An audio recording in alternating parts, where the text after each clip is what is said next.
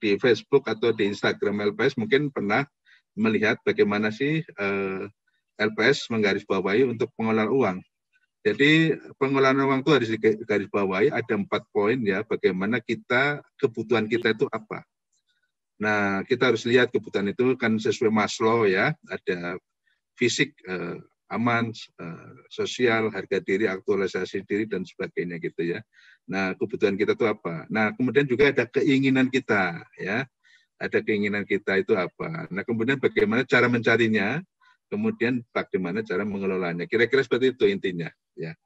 Namun lebih fokus sore ini Mbak Ratna, jadi kami akan sampaikan kalaupun sudah punya uang ya, kalaupun sudah punya uang, bagaimana sih kita yakin uang yang kita punya itu aman ya. Terus uang kita itu sebenarnya bisa berperan bagi kemajuan ekonomi melalui perbankan dan turut serta dalam menjaga stabilitas sistem keuangan. Itu yang akan kita sajikan secara singkat, Mbak Ratna ya. Jadi adik-adik semua tentunya sudah pernah mendengar nama LPS ya, Lembaga Penjamin Simpanan. Saya tadi ada lihat nama Zidane itu ya, pemain bola terkenal, mudah-mudahan masih ikut ya. Saya kalau lihat nama itu sekilas yang paling menarik siapa ini ya. Ya Zidane tahu ya, nama LPS itu kepanjangannya apa. Jangan salah sebut nih Mbak Ratna, lembaga LPS itu namanya Lembaga Penjamin Simpanan ya, bukan Lembaga Penjamin Simpenan ya, salah sedikit repot itu nanti ya. Nah, tugasnya apa? Lembaga simpanan, penjamin simpanan adalah yang pasti menjamin simpanan nasabah, memelihara stabilitas sistem perbankan. Nah, kemudian juga diberikan amanat yang terakhir oleh pemerintah ya, sesuai dengan Undang-Undang Nomor 2 2020, kita ketambahan amanat baru nih ya. Amanat baru untuk bagaimana ekonomi tetap berjalan di masa pandemi saat ini ya. LPS berdiri itu sejak tahun 2004 dengan Undang-Undang Nomor 24 tahun 2004 tahun 2004 ya, 24 tahun 2004, kemudian beroperasi 1 tahun kemudian. Ini cikal bakal LPS itu dulu karena ada krisis yang maha hebat ya, tahun 97-98, yang membuat porak-poranda perekonomian Indonesia, bahkan sampai menjadi krisis dari perbankan, keuangan, politis ya, sampai dengan bergantinya presiden kita yang kedua ya, waktu itu krisis maha hebat. Nah, kemudian pemerintah saat itu juga prihatin dengan banyaknya bank-bank yang berguguran, ada yang dilikuidasi di BPKO ya, di BTO kan seperti itu, dan butuh biaya rekapitulasi itu sampai 650 triliun nih kawan-kawan ya, angka yang tidak sedikit, 650 triliun. Nah, sampai saat ini kita masih membayar bunganya ini sampai saat ini ya. Nah, dengan kejadian ini pemerintah ingin agar fungsi penjaminan simpanan tetap jalan tapi tidak membebani APBN. Maka dibentuklah lembaga penjamin simpanan yang punya fungsi itu tadi ya, ini menjamin simpanan dan turut aktif dalam menjamin sistem perbankan tanpa membebani APBN. Nah, uangnya dari mana? Uangnya dari dana awal dari pemerintah itu 4 triliun saat itu, kemudian selanjutnya untuk operasional adalah dari premi-premi seluruh bank yang ada di Indonesia. Saya ulangi, seluruh bank yang ada di Indonesia itu bisa bank umum, bisa bank syariah, bisa BPR, bisa BPRS, kemudian juga bank asing yang beroperasional di Indonesia, seperti itu ya. Nah, ini tugas fungsi LPS tentunya mengikut dengan fungsinya ya, seperti itu.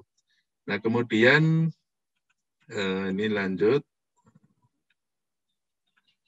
ya, visi misinya menjadi lembaga terdepan, terperdaya dan diakui di tingkat nasional dan internasional. Nah, ini visi misi yang sangat bagus menurut saya. Artinya ini juga menarik untuk adik-adik semua ya, bagaimana nanti bisa bekerja di lembaga yang diakui tingkat nasional dan internasional nih. Dalam hal apa? Menjamin simpanan nasabah.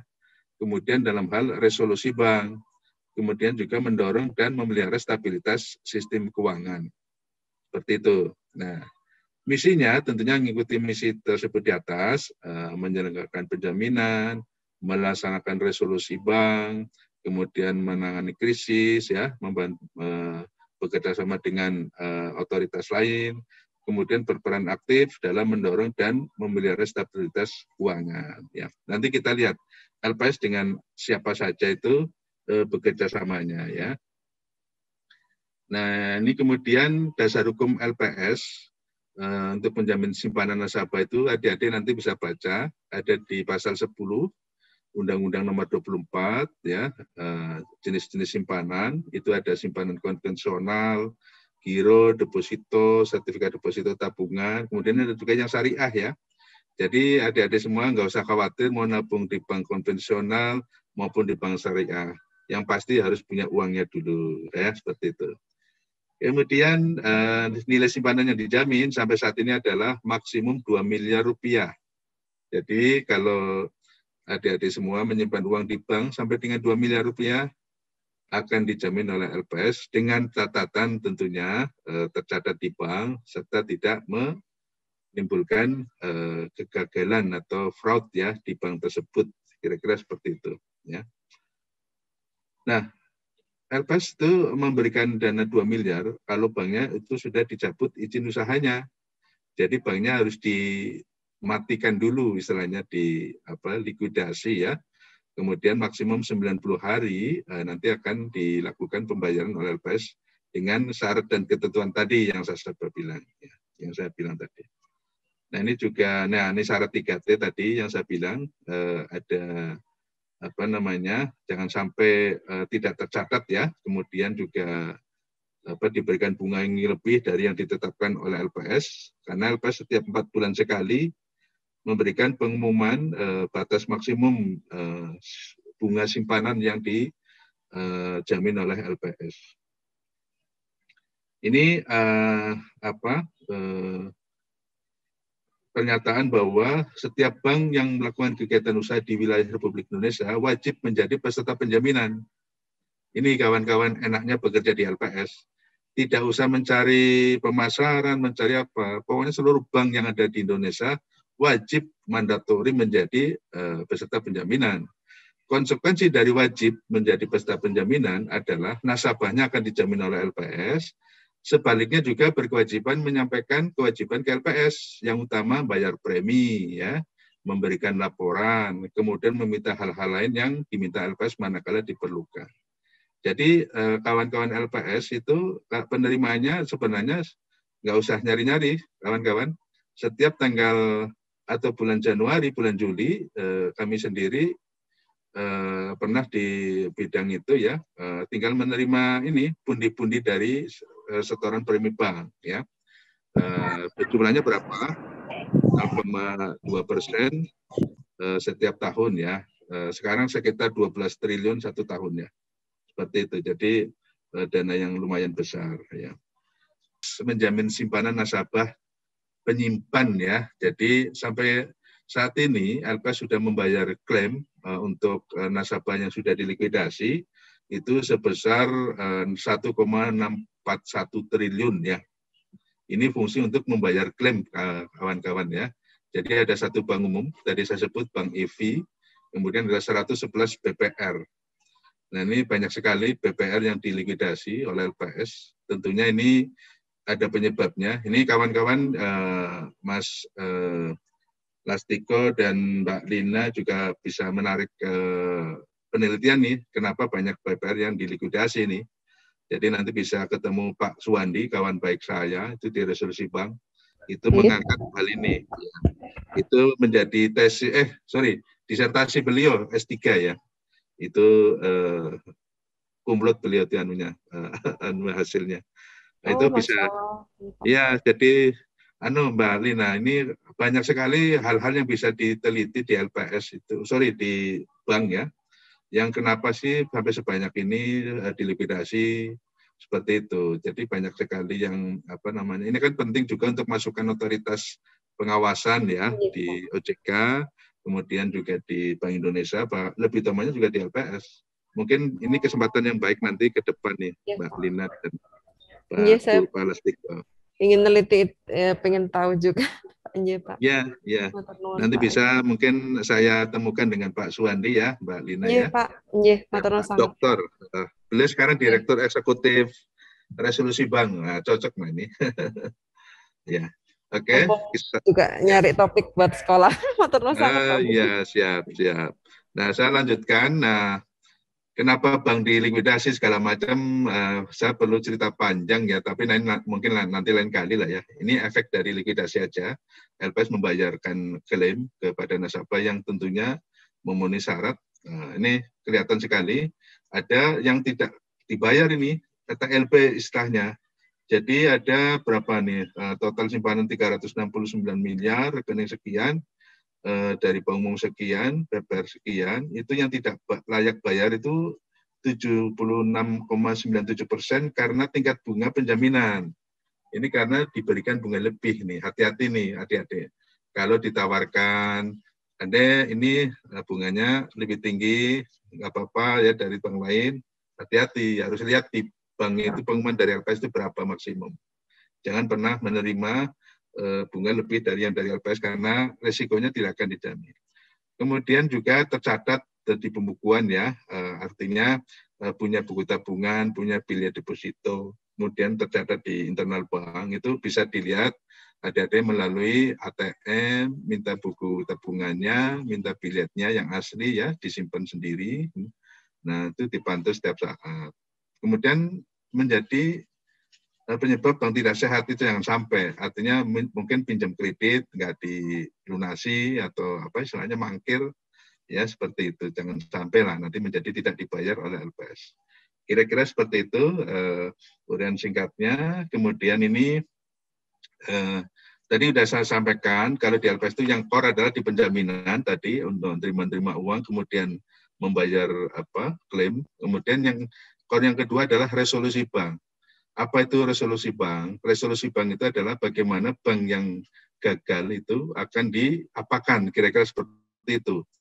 Di awal-awal pilihan LPS di Undang-Undang Nomor 24 itu hanya dua, yaitu dilakukan likuidasi, yang akhirnya klaimnya dibayar, kemudian asetnya dijual untuk menutup kewajiban bank tersebut. Nah, sekarang opsinya sudah ditambah sesuai dengan Undang-Undang Nomor 9 tahun 2016.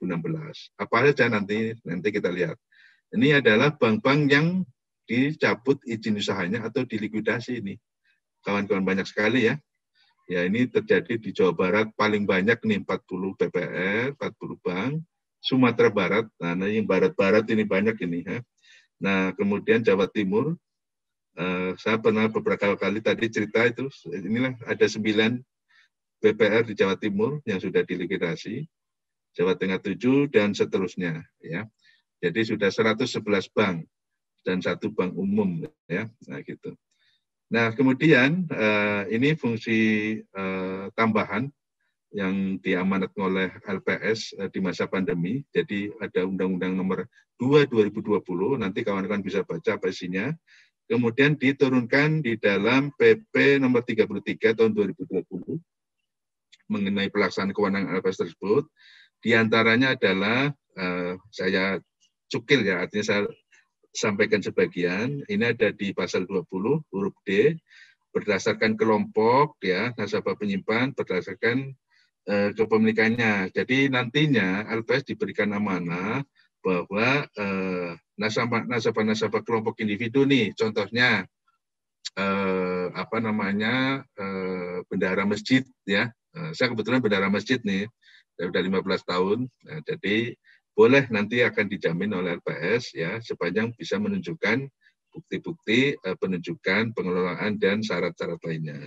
Kemudian simpanan dari pemerintah pusat dan daerah juga akan dijamin oleh LPS. Ini penting bagi pemerintah daerah. Kenapa? Untuk menjamin kelangsungan operasional keuangan di daerah untuk proyek, bayar gaji, bayar kewajiban lainnya seperti itu ya. Kemudian badan atau lembaga yang dibentuk oleh undang-undang untuk mengelola dana masyarakat.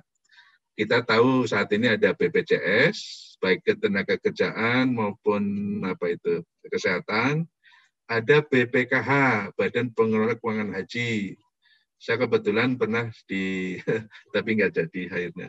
Pernah di Sekretaris Jenderalnya BPKH ya.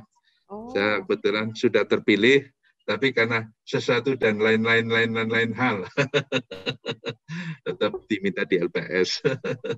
Dan sama Pak Anggito Abimanyu waktu itu, saya sudah terpilih iya sebenarnya. BPKH, Masya Ya, Allah. jadi ini dananya juga besar. Ini saingan sama LPS nih dananya nih sekarang BPKH. Oh, Sekitar Masya Allah. 137 triliun. Nah, ini kalau nggak dijamin oleh LPS, nanti jemaah haji nggak bisa naik haji, ya kan? Karena apa? LPS menjamin hanya 2 miliar. Sementara BPK juga dianggap sebagai nasabah, yang artinya maksimum 2 miliar. Ya, makanya kami melakukan riset waktu itu, Mbak Lina, riset 2 tahun, kemudian kita membuat usulan ke pemerintah untuk ada PP-nya, tapi syarat PP itu kan memang harus ada kejadian yang bla bla bla bla itu kan. Itu kapan kita bisa mengusulkan hal ini? Ya, alhamdulillah lah. Karena niat yang baik, Gusti Allah memberikan jalan. Ini sisi baik COVID, nun sewu ya, bukan kita mengamini COVID. Dengan adanya COVID, artinya pemerintah menerbitkan PP, kemudian di mana yang perlu diatur yang perlu diatur lebih rinci. Makanya kita memasukkan ini, mengusulkan BPKH, dana pensiun, BPJS untuk dijamin keuangannya seperti itu. Jadi insya Allah jemaah haji aman kalau menaik haji ya. Jadi tidak nanti kalau disimpan di bank uang haji, banknya dicabut, terus kemudian bank jemaah bisa gagal, itu enggak. Insya Allah aman ya. Nah, kemudian amanat lain itu ada di kondisi perekonomian nasional, kompleksitas permasalahan bank, segala macam itu LPS juga diamanati. Memang ini satu kolom ini aja, satu kurung, Mbak Lina, Pak Lastiko, itu harus satu sesi nih. Jadi ini sangat singkat, Pak ya, tapi nggak apa-apa saya perkenalkan. Nah, lain waktu mungkin kita bisa lebih dalam ya di poin-poin yang ini. Saya pernah ngisi 2 GM sama UNS, hanya 2 kurung ini nih, Mbak Lani, pasal 21D dan pasal 21C. Itu 1 jam. Oh, Pak. Iya. Dan mereka minta khusus saya untuk mengisi hal ini. Itu ke dosen-dosen malah, ya, sebagian dosen, ya. Oh, Masya Allah. Ya, Iya, Pak, ya nanti nanti FEB kita bisa Pak ini lebih lanjutkan. dalam sampaikan. Ini. Ya, siap, ya. Ya, nanti orangnya siapapun nggak ada masalah, yang penting dari LPS, ya. Iya, Bapak. Ya. Kemudian lanjut, ini masih ada 2 slide, ya. Nah, ini opsi resolusi ini tadi yang saya bilang. Kalau awal itu hanya ada di bawah, 2 paling bawah, yaitu PMS dan likuidasi. Ya, likuidasi kalau memang biaya untuk melakukan penyelamatan lebih besar daripada melakukan likuidasi, itu pasti harus digorok gitu. Digorok itu apa ya? Dicabut izin usahanya. Yaitu di likuidasi. Tadi sudah 100 bank, 1 bank umum ya di likuidasi. Saya kebetulan hampir separuhnya menjadi pengawas tim likuidasinya. Jadi ya pernah disantet, saya pernah, Bu Lina, di Bali, saya pernah diajak berantem sama yang punya ilmu klinik, Ya pernah. Alhamdulillah saya masih sehat ya. Alhamdulillah. Saya setiap hari tamengnya one day one juice, Bu, gitu. Jadi Oh, Masya Allah begitu ya, Pak. insya Allah ya saya pegangnya itulah, insya Allah mudah-mudahan tetap dilindungi Gusti Allah dalam beraktivitas gitu. Nah, itu 2 Amin. yang opsinya penyertaan modal PMS nih. Kawan-kawan pernah dengar Senturi ya, Bank Senturi? Malah di Surabaya yang ribut itu ada Bu Gayatri, wah ingat ya, yang menari-nari di TV itu minta dikembalikan dana anunya di Bank Senturi ya, atau Bank Mutiara ya. Itu intinya gini kawan-kawannya. Jangan pernah menganggap LPS tidak membayar simpanan Bank Senturi.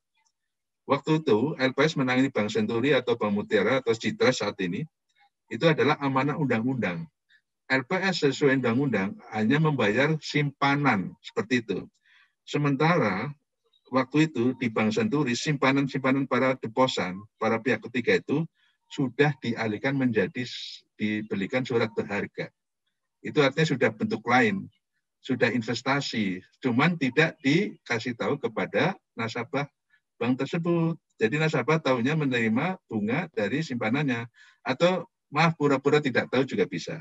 Seperti itu. Nah, karena ini sudah beralih bentuk dari simpanan menjadi investasi, dari simpanan deposito menjadi surat berharga di bank pihak lain, maka LPS tidak membayar itu. Kalau LPS membayar itu, membayar yang bukan simpanan, nanti orang LPS dipanggil ke KPK, ke Kuningan. Nanti Pak Budi bukan dipanggil lagi Pak Budi nanti dipanggil KPK. Pak Dimas bukan dipanggil Pak Dimas lagi, Pak Dimas dipanggil KPK. Seperti itu, ya. Jadi kita menjalankan amanah karena dasarnya ada di undang-undang, seperti itu. Ya. Kemudian, ya Ibu. Ya, jadi ini menarik. Ini juga sesi yang menarik kalau mau dibahas. Bisa satu sesi sendiri, 1 jam ini, kalau mau membahas resolusi ya. Jadi memang ya dengan adanya pemaparan ini, insya Allah nanti berbagai poin bisa lebih fokus Pak Lastiko ya dan Bu Lina untuk lebih ini. Nah, dan ini yang waktu yang sangat singkat kami hanya gambarkan sekilas. Nah, fungsi resolusi sesuai dengan Undang-Undang Nomor 9 2016 itu ada ditambahkan ada 2 lagi, ya PNE, Purchase and Assumption, kemudian Bridge Bank. Nah, PNE itu intinya nanti aset-aset yang baik diambil, yang buruk dibuang, kira-kira seperti itu. Ya, itu diberikan ditawarkan kepada bank lain untuk diambil, yang buruk nanti dilikuidasi. Sama juga dengan bridge bank. Nanti bridge bank itu yang baik dikelola oleh bank yang dibentuk oleh LPS. Tolong kawan-kawan perhatikan ya. Jadi LPS itu bisa membentuk bank untuk menampung, mengelola lebih lanjut aset-aset yang bagus tadi. Nah, itu sudah diatur mekanismenya. Jadi bank ini di bawah pengelolaan LPS sesuai dengan Undang-Undang Nomor 9 tahun 2016. Nama undang-undangnya adalah Undang-Undang PPKSK ya, Pencegahan dan Penanganan Krisis Sistem Keuangan. Seperti itu, dan ini adalah yang terakhir, kawan-kawan otoritas yang bahu-membahu dalam menjalankan stabilitas sistem perbankan. Ya, ada urutannya biasanya itu BI dulu, kemudian OJK, kemudian LPS, kemudian Kementerian Keuangan. Ini bahu-membahu, siapa melakukan apa itu jelas ada diatur di Undang-Undang Nomor 9 2016 ya, kemudian namanya adalah KSSK. Ini terbentuk tahun 2016, kenapa? Itu berdasarkan lesson learned dari kejadian penanganan Senturi tadi. Senturi itu mulai muncul 2008 dan berakhir di 2013-an. Sangat menimbulkan traumatik ya bagi penyelenggara negara. Karena apa? Pada saat itu siapa melakukan apa itu belum jelas. Informasi yang diterima oleh otoritas lain dari otoritas sebelumnya juga belum standar. Banyak bias, banyak penafsiran, banyak persepsi yang akhirnya bisa dimainkan oleh aparat hukum, aparat penegak keadilan, dan lain-lain. Termasuk juga oleh DPR ya, yang hak untuk memanggil para pejabat negara itu kan. Ramai saat itu kan, saya sendiri beberapa kali menemani pimpinan-pimpinan ke KPK, ke DPR untuk melayani permintaan mereka seperti itu. Nah, ini lesson learned ini ya akhirnya dibuat Undang-Undang Nomor 9 2016. Siapa melakukan apa sudah jelas. Insya Allah nanti kalau ada kejadian paling tidak seperti dulu lah, lempar-lemparan seperti itu kan. Kemudian angkanya juga tidak pasti. Otoritas ini bilang sekian untuk melakukan resolusi, otoritas berikutnya bilang lebih, nah itu mudah-mudahan nggak terjadi lagi. Karena perlu Bapak dan Ibu ketahui, teman-teman ketahui, sekarang LPS sudah bisa masuk ke bank. LPS sudah bisa masuk ke bank, even bank itu masih beroperasional, tapi dengan kondisi-kondisi BDPI dan BDPK. Baik, kawan-kawan, nanti BDPI-BDPK itu juga pasti menimbulkan pertanyaan. Memang ini waktu yang sangat singkat, ya, tapi mudah-mudahan utamanya tadi menimbulkan ketertarikan adik-adik semua untuk bisa mengetahui dengan baik. Insya Allah kalau punya uang, itu alternatifnya 2, ya. Pertama disimpan di bank, ada LPS, baik bank umum, bank syariah maupun bank asing, ada LPS. Yang kedua investasi tadi yang disampaikan Bu Ratna, mau Bitcoin, mau Forex, mau saham. Nah, yang terakhir saya nggak bisa, tapi kalau Polres Alastika, Bu Lina, Mbak Ratna, kawan-kawan semua, karena waktu juga di sini, saya membuka ruang nanti untuk tanya jawab, tentunya setelah penyampaian dari Pak Franky ya. Share apa yang tadi akan kita sampaikan mengenai talent gap dan bagaimana pemenuhannya yang ada di LPS. Tadi kalau di awal mengenai LPS mungkin udah disampaikan sangat-sangat lengkap ya sama dengan Pak Budi tadi. Pak Budi ini memang guru saya ini waktu itu waktu pertama kali masuk di LPS pun yang ngajar saya waktu itu Pak Budi Joyo. Ilmunya memang udah sangat luas, sangat sekali mungkin dari hulu ke hilir LPS. Pak Budi itu memang udah banyak pengalamannya di LPS. Jadi saya skip aja ya mungkin untuk sejarah LPS, kemudian ada fungsi dan wewenang tadi udah disampaikan oleh Pak Budi. Nah ini mungkin di sini mungkin teman-teman mesti saya bisa sampaikan ini struktur organisasi yang ada di LPS saat ini. Jadi tadi sudah sempat disampaikan Pak Budi juga, kita ada 5 direktorat di LPS itu, ada direktorat riset, direktorat klaim dan resolusi, direktorat hukum, direktorat keuangan, dan direktorat SDM dan administrasi. Nah di bawah direktorat dan selain direktorat itu juga ada yang namanya kantor, ada kantor manajemen strategis dan perumusan kebijakan, juga ada kantor persiapan penyelenggaraan PRP, juga ada biro di situ, biro manajemen risiko kepatuhan dan tata kelola. Secara total ini ada 28 grup di LPS, ada 28 grup, berarti ada 28 direktur grup yang melapor nanti kepada direktur eksekutif dan kepala kantornya, juga nantinya akan melapor pada kepala eksekutif yang saat ini dijabat oleh Ibu Lana Sulistianingsih. Saat ini saya berada di grup sumber daya manusia yang berada di Direktorat SDM dan Administrasi. Kemudian tadi ada Pak Bujoy yang ada di grup pusat pendidikan dan pelatihan. Jadi saya dan Pak Bujoy ada di satu direktorat melapor kepada satu direktur eksekutif yang sama.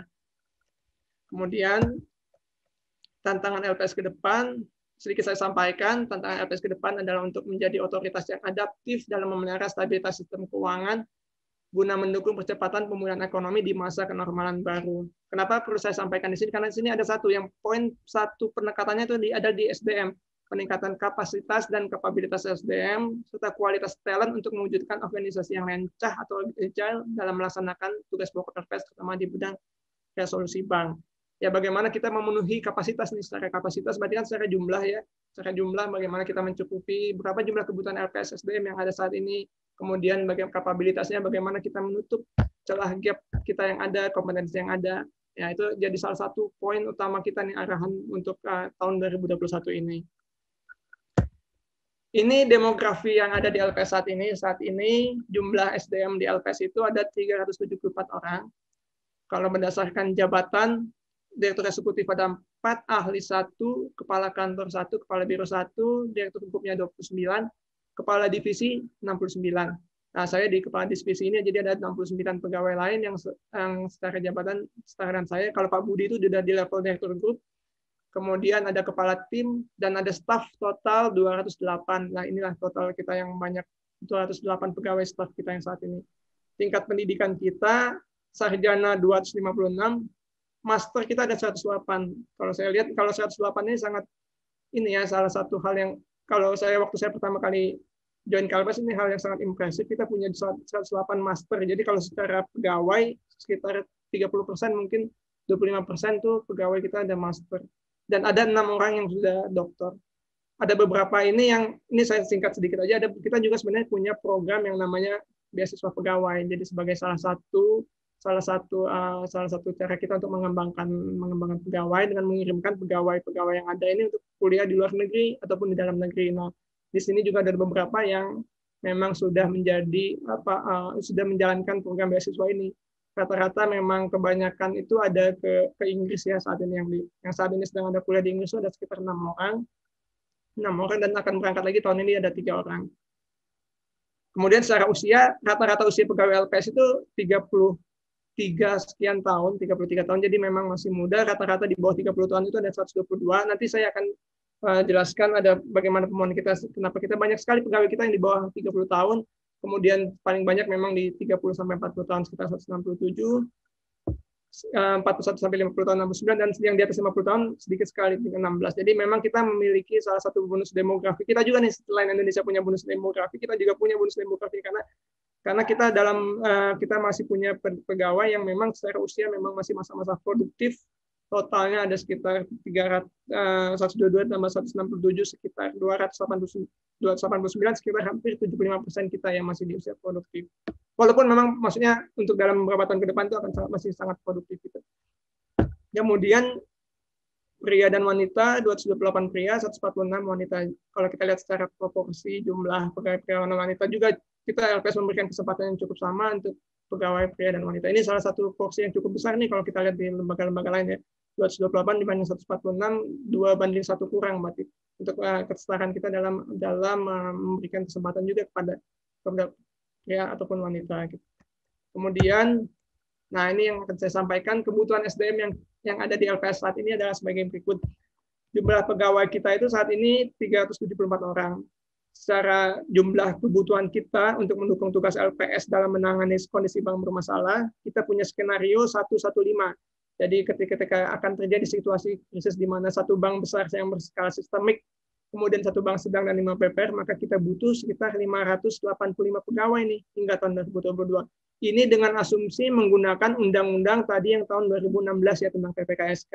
Sementara apalagi kalau udah ada tambahan wewenang baru di tahun lalu, di tahun 2020 mengenai yang mandat dan wewenang baru LPS itu, maka kemungkinannya kita akan butuh jumlah pegawai yang jauh lebih besar dari 585 ini. Jadi kalau kita lihat ada sekitar 200 pegawai ya kita kurang di sini ya. Makanya salah satu cara kita untuk memenuhinya ya bagaimana LPS mensiasati untuk memenuhi kekurangan 200 pegawai ini.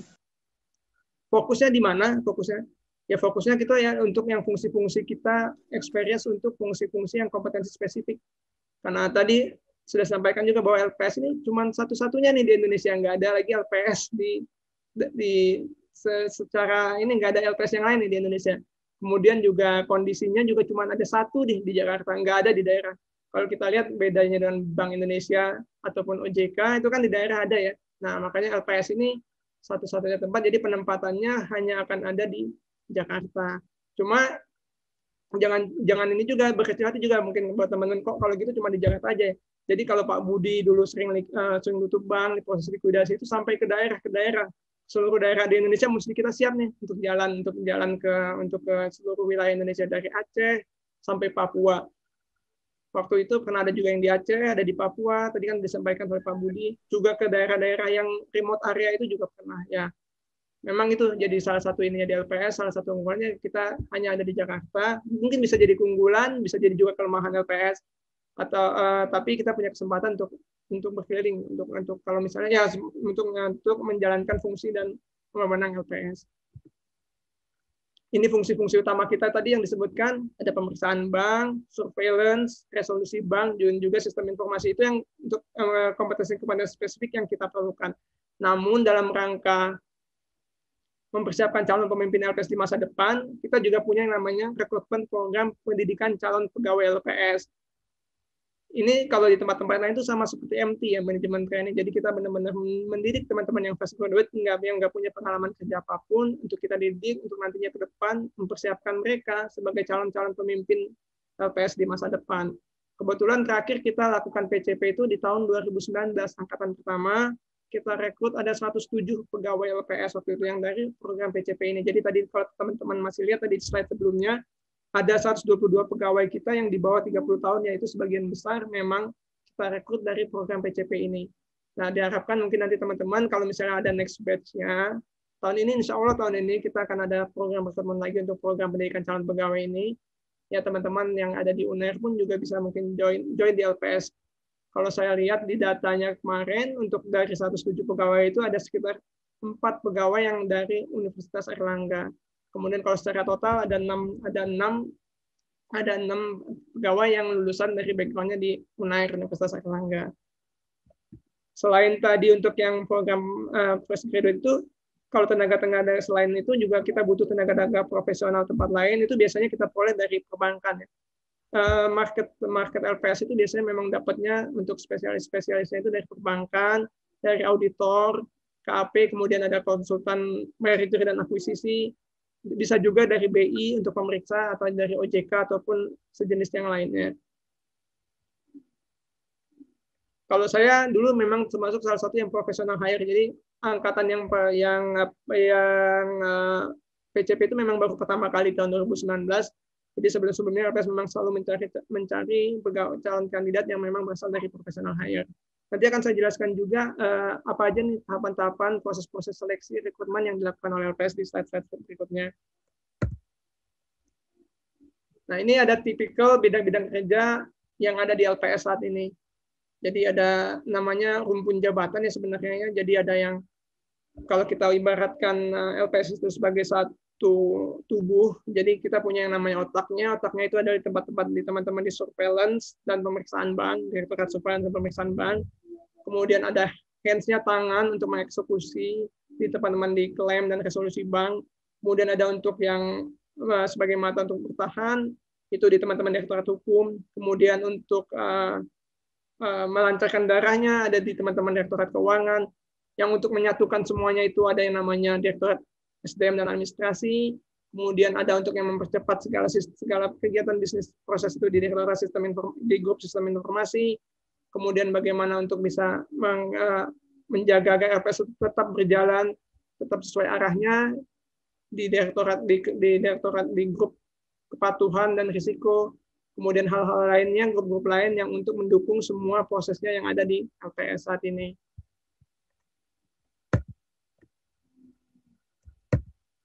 Nah, ini tadi rumpun jabatan yang sudah saya sebutkan.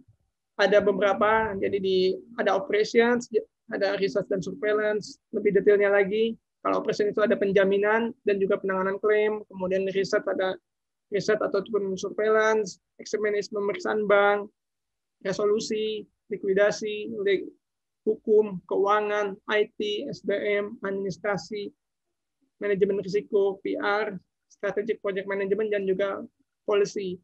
Ya kalau kita lihat dari basic background pendidikan ya teman-teman yang ada di sini juga mungkin masih ada yang terkait di sini ya. Jadi bisa juga nanti mau teman-teman untuk belajar misalnya nanti karena memang LPS itu benar-benar nggak ada di tempat lain ya cuma di sini nih kita belajar ini yang kita tambahin yang di operation sampai dengan ke liquidation management ini. Cuma disitulah teman-teman nanti akan belajar mengenai proses-proses yang ada di LPS. Yang hal-hal ini yang nggak bisa diperoleh dari tempat lain. Hal-hal seperti ini nggak bisa diperoleh dari tempat-tempat lain. Makanya kita banyak butuh teman-teman yang lulusan PCP itu untuk bagaimana kita bagaimana kita bisa mendukung proses-proses bisnis yang ada di LPS saat ini sehingga kedepannya kita akan lebih cepat, lebih agile dalam bagaimana menghadapi tantangan yang baru. Siapa tahu nanti akan ada kewenangan-kewenangan baru LPS yang akan kita terima dengan adanya teman-teman yang bisa mengisi posisi-posisi yang akan kita didik itu akan mempercepat proses LPS gimana untuk dapat melaksanakan fungsi dan pemenangnya. Nah, ini tadi ada yang saya sebutkan bagaimana kita coba untuk memenuhi talent gap yang ada saat ini di LPS. Kalau untuk kompetensi spesifik yang tadi disebutkan untuk pemeriksaan bank, surveillance, resolusi bank, sistem informasi, pemenuhan gap-nya kita itu melalui untuk pegawai-pegawai yang ada, kita melalui pelatihan sertifikasi kompetensi, penugasan keluar LPS, ataupun dengan kerjasama dengan pihak-pihak ketiga, KAP, BPKP, konsultan, dan vendor. Untuk jalur-jalur rekrutmennya itu untuk kebutuhan SDM di masa mendatang, untuk kebutuhan jangka pendek, pemenuhan kompetensi spesifik, misalnya pemeriksaan bank yang tadi disebutkan di atas. Kalau yang di nomor 1 kan untuk kompetensi jangka panjang ya. Kalau jangka panjang kita bisa lakukan pelatihan, sertifikasi, penugasan keluar, kerjasama. Nah, kalau untuk yang kita butuh cepat, kita akan lakukan professional hiring, for hire, jalur umum dan jalur khusus, ataupun penugasan dari instansi lainnya. Nah, untuk yang poin B, untuk keputusan SDM di masa depan, yang pengkaderan untuk pemenuhan posisi di masa mendatang untuk semua bidang. Nah, itu tadi yang saya sebutkan untuk program pendidikan calon pegawai. Dari situlah kita nanti akan rekrut teman-teman yang dari fresh graduate yang belum pernah punya pengalaman kerja, ataupun kalaupun sudah pernah punya pengalaman kerja, itu nanti akan kita maksimal 2 tahun, itu akan kita didik di situ untuk bagaimana kita untuk mengkader untuk bisa mengisi posisi-posisi di masa depan LPS. Kemudian untuk kebutuhan temporer untuk penyelesaian proyek pekerjaan, biasanya kita pakai tenaga proyek, tenaga pengolahan data, dan tenaga pekerjaan outsource, ataupun mungkin kontrak langsung dengan LPS. Selain tadi rekrutmen, yang kalau saya tandain biru ini, bisa dipenuhi dari fresh graduate, ya, yang biru ini program pendidikan. Selain itu, selain dengan proses rekrutmen, kita juga lakukan juga, tadi yang sudah sempat saya sebutkan, beasiswa pegawai. Ini salah satu yang sangat-sangat menarik tuh di LPS itu salah satunya adalah program beasiswa pegawai. Jadi kita memang benar-benar teman-teman itu akan dikirim memang dengan status masih pegawai tetap menerima benefit yang sebelumnya tetap penuh. tapi tetap belajar dengan sungguh-sungguh, dengan fokus untuk belajar di luar negeri, dan kembali ketika kembali kita harapkan kompetensi yang sudah dimiliki akan sangat membantu teman-teman dan juga LPS dalam menjalankan fungsi dan wewenang LPS. Ini ada pelatihan dan kepemimpinan berjenjang, akan ada slide berikutnya, nanti akan lebih detail coba saya jelaskan, dan juga termasuk pelatihan dan sertifikasi kompetensi bidang kerja. Nah ini tadi, oke. Jadi di LPS itu kita punya tadi yang sebutkan ada riset, ada 5 riset dan SSK, penjaminan dan resolusi, pemeriksaan, audit keuangan, hukum kebijakan kepatuhan, dan pendukung lainnya. Masing-masing unit kerja tersebut akan ada mandat program wajib yang wajib diikuti dari program PCP untuk tadi yang untuk teman-teman fresh graduate, atau program induksi untuk profesional hire yang direkrut melalui jalur umum ataupun jalur khusus.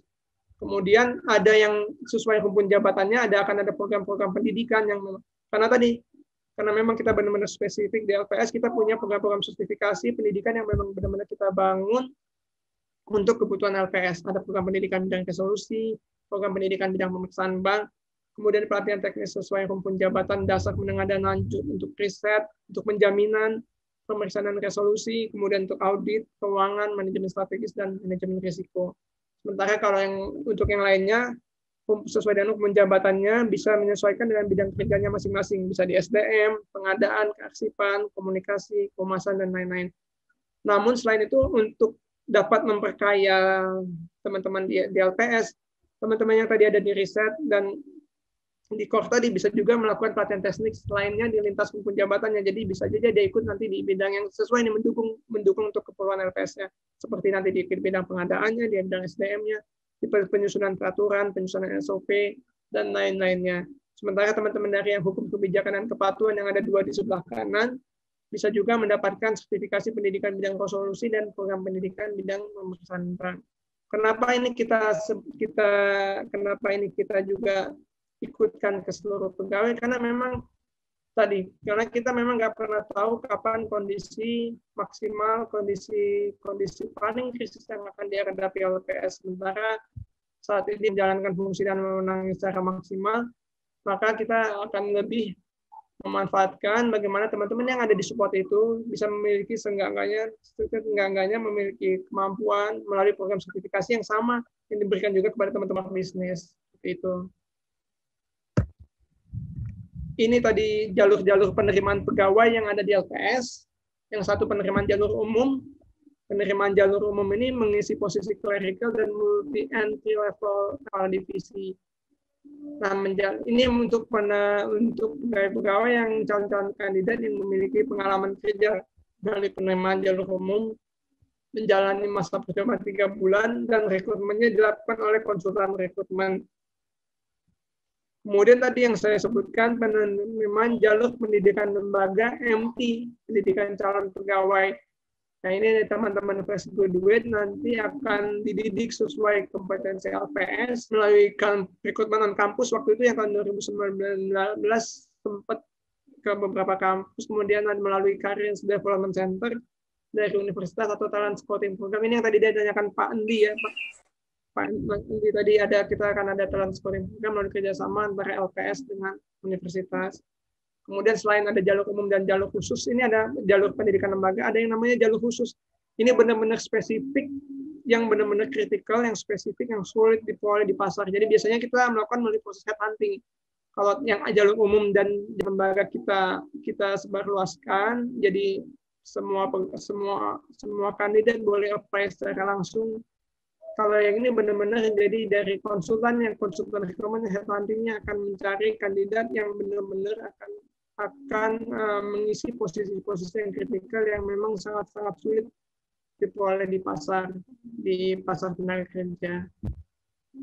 Hanya proses rekrutmen yang ada di LPS itu pertama seleksi administrasi, kemudian ada seleksi potensi, kompetensi dan bahasa Inggris, ada wawancara, ada background checking, dan terakhir tes kesehatan.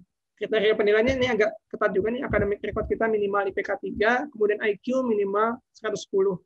ini kompetensi-kompetensi yang dibutuhkan, tapi ini memang kompetensi-kompetensi ini nggak semuanya digunakan pendidikan calon pegawai tadi buat MT fresh graduate itu nggak mungkin kan kita cari kompetensi yang ada decision making, developing others.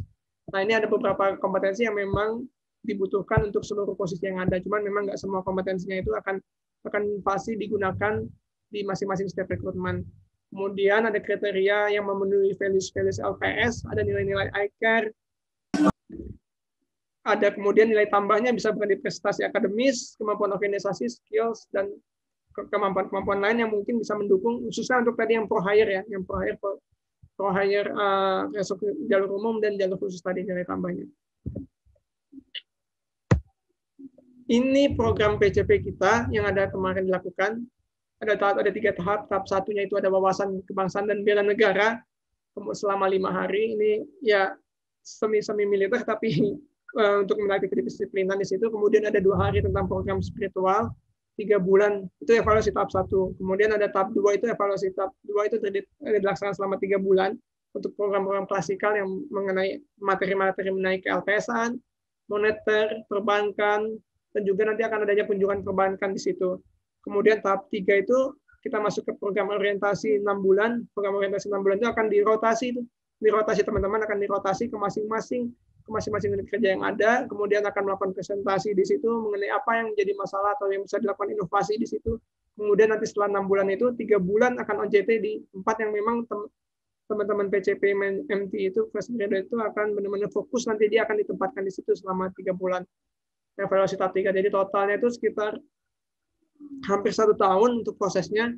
Jadi waktu itu kita rekrut di 2019, April 2019 masuk, join on board, kemudian selesai pengangkatan, selesai proses PCP itu di tahun 2020 bulan April. Jadi udah hampir setahun juga nih kita program PCP, pegawai yang join di PCP ini udah full bertugas di LPS. Kemudian terakhir ini modul-modulnya, ya modul-modulnya mungkin bisa saya skip saja ya, karena ada materi-materi yang ada mengenai pengetahuan LPS, mengenai moneter, SSK, tentang hukum, fiskal, perbankan, sistem pembayaran, kunjungan perbankan, juga materi-materi lainnya yang mendukung untuk menjalankan tugas di LPS. Ini salah satu cara peningkatan kualitas lulusannya itu dengan penguatan social skill, komunikasi dan leadership skill melalui organisasi. Ini sebenarnya lebih ke kampus ya. Jadi bagaimana untuk penguatan technical skill dalam bidang IT, kemudian penguatan technical skill di bidang lain ini yang terkait dengan LPS, jadi di IT, di desain grafis, kemudian yang terhadap kurikulum yang bisa update terhadap pengembangan teknologi, kemudian orientasi nanti yang coba nanti kita sambung nih program magang di LPS, kemudian ada aspek logika, berpikir analitis dan konseptual untuk aspek utama lulusan S1 dan S2. Ini yang kerjasama dengan kampus yang untuk mendukung dunia pendidikan yang melalui 6 fungsi ini. Pertama, materi ke-LPS-an dalam kurikulum mungkin bisa dikenalkan nantinya di beberapa universitas. Kemudian kita biasanya ada program balik ke kampus. Jadi pada waktu masa sebelum pandemi itu biasanya teman-teman alumni itu suka balik ke kampus, lakukan kegiatan offline, melakukan sosialisasi tentang LPS, baik di kampusnya ataupun di media-media yang ada di sekitar kampus. Kemudian ada rekrutmen on kampus, ada program magang, ada penelitian. Ya, LPS juga membuka riset on call paper untuk keperluan penelitian. Kemudian ada kerjasama sosialisasi LPS ke masyarakat bekerjasama dengan universitas. Demikian yang bisa sampaikan Mbak Rana, mungkin terlalu cepat juga ininya, materinya juga masih sangat padat tadi. Terima kasih.